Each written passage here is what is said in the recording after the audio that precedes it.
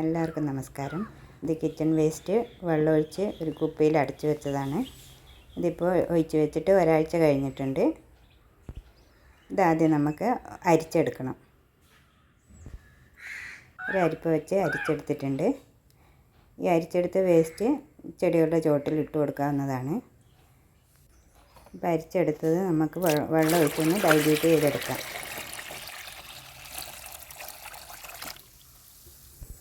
ഇതിപ്പോൾ അരിച്ചെടുത്തിട്ടുണ്ട്. ഇതിനി നമുക്ക് ചെടികളുടെയും പച്ചക്കറികളുടെയും ചുവട്ടിലേക്ക് ഓരോ കപ്പ് വെള്ളം ഒഴിച്ചു കൊടുക്കാവുന്നതാണ്. ഒരു മാസത്തിലൊരു 2 പ്രാവശ്യം ഇങ്ങനെ ഒഴിച്ചു കൊടുത്താൽ ചെടികൾ നന്നായി വളരുകയും നന്നായി കായ്ക്കുകയും ചെയ്യും.